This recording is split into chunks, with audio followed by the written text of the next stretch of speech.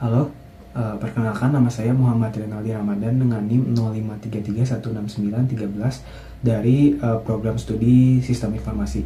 Pada hari ini saya akan melaksanakan praktikum untuk mata kuliah pemrograman berbasis web. Jadi di sini untuk tugas pertama dari mata kuliah pemrograman berbasis web, kita diminta untuk membuat sebuah web bernama Sita untuk kebutuhan proses pemesanan dan distribusi bahan ajar di UT seperti itu. Nah, jadi di sini fokus untuk tugas satu ini adalah di bagian front end saja, tidak ada di back end. Jadi apabila dilihat di instruksi tugas, kita sudah disuplai oleh gambar-gambar beserta data-data yang dibutuhkan seperti data pengguna, data order, dan data bahan ajar seperti itu.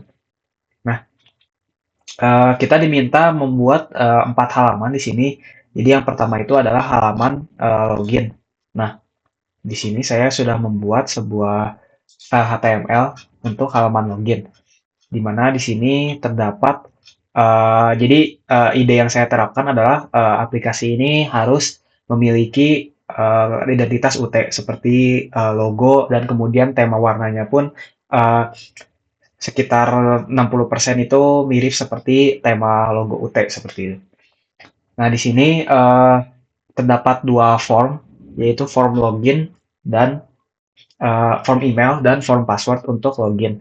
Nah, kemudian ada button lupa password dan kemudian daftar.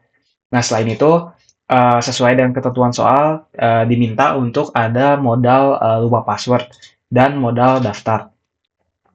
Nah, eee, dari sisi modularitas file di sini, saya memisahkan, filenya ke dalam file CSS dan JavaScript-nya ke dalam file terpisah. Eee, di sini ada di folder CSS untuk, stylenya. Kemudian, untuk, skema login, pada intinya semua interaktivitas yang dibutuhkan di halaman login ini terdapat di file, login.js, seperti ini. Di mana di sini ada fungsi untuk show modal, close modal, kemudian ada fungsi untuk autentikasi usernya juga. Kemudian skema autentikasi di sini di mana data user yang ditemukan dari file data.js di variabel data pengguna akan disimpan ke dalam sebuah session storage atau storage di browser ya, seperti itu. Mungkin kita akan melihat tampilannya terlebih dahulu. Nah, jadi ini adalah halaman login dari Sita ini ya, yang telah saya buat. Di mana di sini ketika klik lupa password, maka akan menampilkan modal atau pop-up lupa password. Kemudian ketika klik daftar, maka akan menampilkan pop-up daftar seperti itu. Nah, apabila user tidak mengisi apapun, email atau password akan terdapat validasi seperti ini. Kemudian apabila user hanya mengisikan email saja, maka password tidak boleh kosong. Nah, apabila user menginputkan kredensial yang tidak sesuai, maka aplikasi akan menampilkan email atau password yang Anda masukkan salah, seperti itu. Nah, kita akan coba login dengan kredensial yang benar. Seperti ini contohnya adalah Reina. Kita copy paste.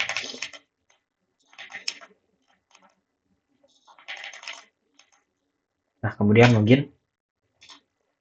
Nah, di sini aplikasi ketika kredensialnya ditemukan di data.js, maka aplikasi akan otomatis meredirect user ke halaman dashboard.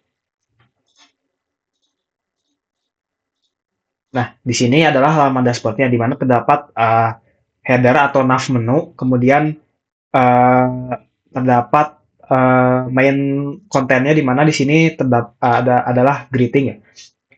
Greeting ini menyesuaikan dengan jam saat ini, jam di laptop kita di mana di sini jamnya adalah 12.41, maka di sini adalah selamat siang. Apabila jamnya kurang dari jam 11 pagi, maka dia akan mengidentifikasi sebagai selamat pagi. Nah, apabila di atas jam 3 itu selamat sore dan di atas jam 6 itu selamat malam. Seperti itu. Kemudian di sini terdapat user loginnya. Maksudnya informasi user yang loginnya gitu. Nah, kemudian untuk file JS-nya, di sini saya pisahkan juga file JS-nya, di mana terdapat dua fungsi utama, yaitu mengecek ketika event DOM content load atau ketika halaman webnya di load, maka sistem secara otomatis akan mencari informasi user yang telah login melalui session storage. Nah, kemudian akan diparse ke JSON format, lalu namanya akan dimasukkan ke elemen username ini yang terdapat pada halaman dashboard. Nah, kemudian akan menjalankan fungsi set greeting, di mana set greeting ini tadi akan mengecek waktu saat ini dan menentukan apakah dia pagi, siang, sore, atau malam. Nah, kemudian berikutnya adalah ke halaman tracking pengiriman. Nah, di sini tracking pengiriman adalah untuk men-tracking order yang sudah dibuat. Di sini data ordernya itu berupa variabel JavaScript ya, berbentuk seperti ini. Kemudian di sini terdapat inputan nomor delivery order untuk mencari ke variabel tersebut berdasarkan delivery order yang diinputkan oleh user gitu.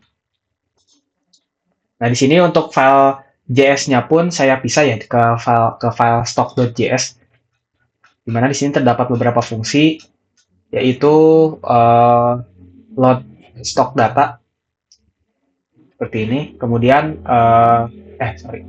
maksudnya ke file tracking.js ya, tracking.js untuk melakukan proses tracking dari mencari order berdasarkan nomor delivery order. Nah, jadi ketika user menginputkan nomor order di inputan ini, maka akan menjalankan fungsi search tracking, di mana search tracking ini pada akhirnya akan menjalankan display tracking result untuk menampilkan data trackingan order yang terdapat di variabel tadi. Nah, di sini terdapat beberapa fungsi yang dimana untuk menampilkan informasi-informasi dari pengiriman bahan ajar. Seperti itu. Nah, di sini pun terdapat timeline ya, di mana timeline ini mengacu pada perjalanan dari si bahan ajar tadi gitu. Jadi misal seperti ini, penerimaan di loket, tiba di hub, segala macam. Nah, kemudian terdapat batch juga, di mana batch ini mengecek status dari paket tersebut gitu. Di sini dalam perjalanan atau sudah sampai gitu. Kemudian selain itu ini juga bisa melihat package infonya ya, atau bahan ajar apa yang sedang dikirim berdasarkan paket ini ya, kode paketnya gitu. Kode paket ini berkorelasi langsung dengan kode barang dari data bahan ajar ini, seperti itu. Nah, mungkin fiturnya bisa kita coba ya. Jadi seperti contoh, saya akan menampilkan data order ini.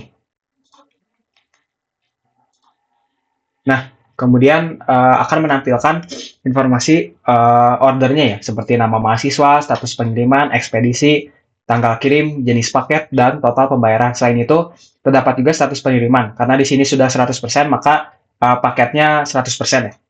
Nah, selain itu terdapat riwayat perjalanan juga di sini ya, di mana dia secara UI berbentuk seperti timeline. Nah, selain itu, apabila kita menggunakan kode order yang dalam perjalanan,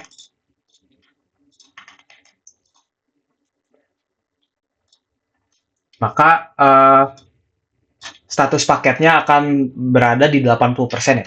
Karena dan kemudian ada penanda bahwa dia status terakhirnya itu di bagian sini gitu, diteruskan ke kantor Jakarta Selatan.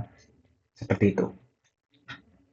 Nah, kemudian berdasarkan soal, fitur berikutnya adalah stok ya, stok informasi stok dari bahan ajar apa saja. Nah, ya stok ini pun sudah ada ya di di file data.js ini, di mana selain data stok di sini juga terdapat beberapa informasi seperti nama barang, edisi, stoknya berapa, jenis barang, dan kemudian covernya. Covernya pun gambarnya sudah disuplai melalui soal ya, melalui instruksi seperti ini. Nah, di untuk codingan HTML-nya terdapat di stock.html ya.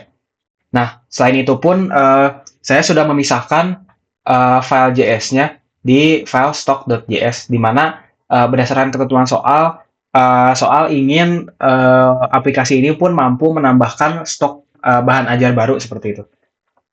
Makanya di sini terdapat function create stock row, yang dimana ini hanya secara statik dan belum terkoneksi ke backend.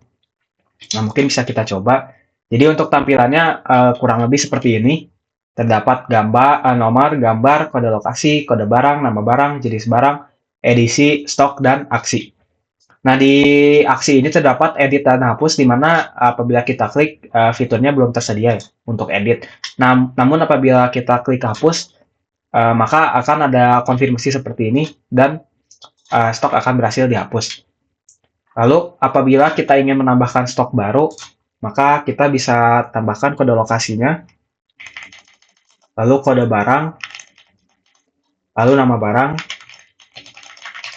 jenisnya ada BMP, BUP, dan BPP, edisinya, dan jumlah stoknya. Nah, kita simpan. Nah, maka datanya akan otomatis ditambahkan ya di row baru. Seperti itu. Selain itu bisa juga kita hapus lagi. Nah, seperti ini. Lalu selain itu terdapat fitur logout, di mana fitur logout ini disimpan juga di file terpisah, yaitu di logout.js, di mana logout ini cukup simpel, yang dimana kita hanya menghapus informasi user yang tersedia di session storage, lalu kemudian mengarahkan user kembali ke halaman login. Ya, seperti ini. Oke, jadi sekian untuk praktikum pemrograman web kali ini. Sekian dan terima kasih.